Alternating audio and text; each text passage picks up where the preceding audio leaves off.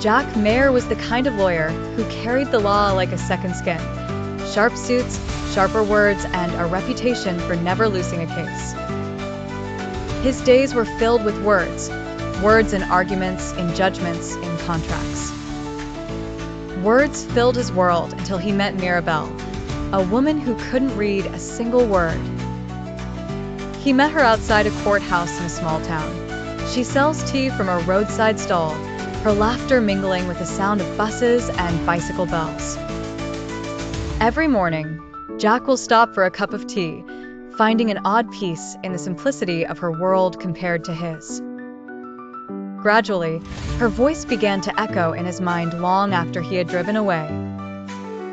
Jack was 33 years when he won his biggest case, a case that had dragged through the courts for 10 years. As he walked out of the courtroom that day, briefcase in hand, he should have been happy, but he felt hollow.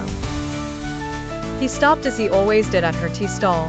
She stood behind the counter, wiping cups with a piece of cloth with her usual smile. "You look tired today," she said, pouring hot tea into a tumbler. Jack smiled. "Big case, big headache." Mirabelle laughed. He noticed that her laughter meant more to him than his victories. One evening, under the streetlights, Jack saw a young boy helping Mirabelle count coins and asked if he is her son. She shook her head. No. He just helps me. I can't count properly when it gets dark." "You didn't go to school?" he asked gently. She laughed and told him that her father did not believe in wasting his resources on a girl because, according to him, she will marry one day. "But no husband came, and I learned to make tea instead," she said playfully. Jack did not know when he volunteered to start teaching her. Every night, they met when she finished selling her tea. He taught her letters and numbers, and she taught him patience and humility. Most of the time, they did the learning playfully. Sometimes, she will bring samosa for him, and he will tell her stories from his books, and they will laugh about it. Most times, he looks at her and realizes that him who thought he knew everything was learning to be happy from her. But the problem was that they lived in a small town, and people started talking behind their backs.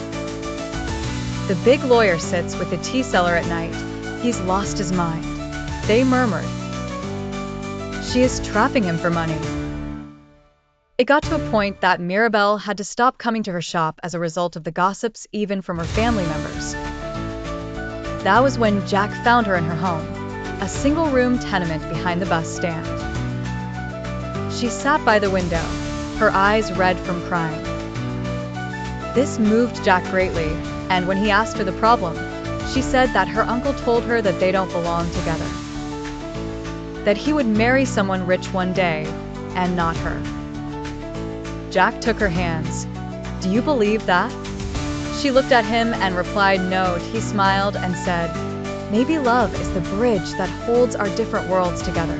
Weeks later, the gossip died down, but their love kept waxing strong despite the naysayers, and he kept teaching her to read and write.